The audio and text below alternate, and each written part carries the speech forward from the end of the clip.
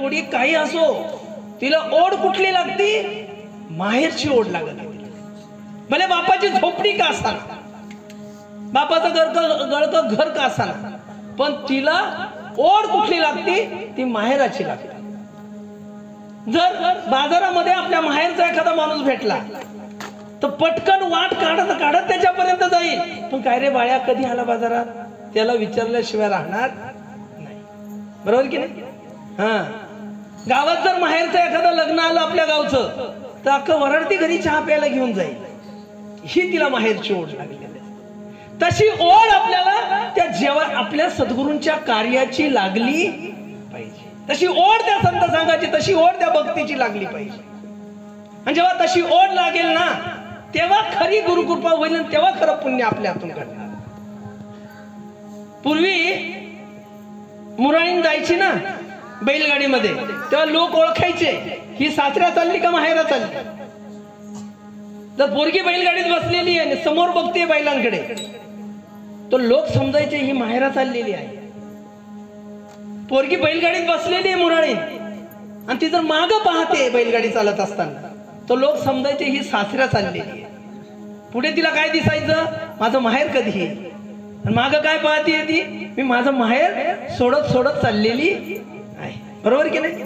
तिला ओढ जीवाला ती माहेरची लागेल. तशी ओढ आपल्या जीवाला आपल्या सद्गुरूंच्या कार्याची लागली पाहिजे. मग ती कुठली असो, ती युवा सेना असो, संग्राम सेना असो, ती महिला सेना असो, माझ्या गुरूंनी माझ्यासाठी दिलेलं जे कार्य आहे ते माझ्या हातून घडलं पाहिजे. ही ओढ जीवाला लागली पाहिजे. आज जो आपल्या नाणीधामच्या समोर जो शीश महल आहे, त्या शीश महलवर एवढा मोठा दगड, आणि ह्या दगडाचा नारळ झाला पाहिजे. बस गुरूंचा आदेश. कधी दगड उचलून आपटेल नाही, हे आमच्या कळवणच्या संग्राम सैनिकांनी कधी उचलून दगड आपटला नाही. पण गुरूंचा आदेश, तू हा नारळ बनवू शकतो. बस घेतली कुऱ्हाड, आणि त्या कुऱ्हाडीने एवढ्या मोठ्या दगडाचा नारळ तिथं बनवून ठेवलेला आहे. ही खरी गुरुकृपा, ही गुरूंची प्रेरणा, ही गुरूंची शक्ती. आणि आता सांगा बरं, त्याला काय करून बोला सांगा, देव कुऱ्हाड घेऊन तू येते 4 संग्राम सैनिक बनून करून दाखव याचा नारळाचा. तो नारळ करायला जाईल, त्याचं वांग होईल.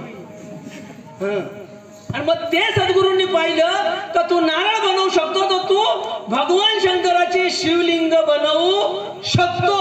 आणि ती शिवलिंग सुद्धा त्याच्याकडून बनवून घेतली. फार हातात बनवू शकतो, आणि ती शिवलिंग सुद्धा त्याच्याकडून बनवून घेतली. फार हातातून रक्त काढलं त्याला सोडला नाही. हा, पण ती शिवलिंग सुद्धा बनवून घेतली. ही गुरूंची खरी शक्ती असते. आणि म्हणून तसं गुरूंचं होऊन राहिलं पाहिजे प्रतिव्रतेप्रमाणे. प्रतिव्रता कशी असते? एकदा ज्या नवऱ्याचं मंगळसूत्र गळ्यात घातलं का बस तो माझा नवरा, कसाही असो तो माझा नवरा, तेव्हा तिला प्रतिव्रता म्हणतात. आणि म्हणून लेक सासू राजा आहे मागे परत तुम्ही पाहिजे, तैसे झाले माझ्या जेव्हा केव्हा भेटूची केशव.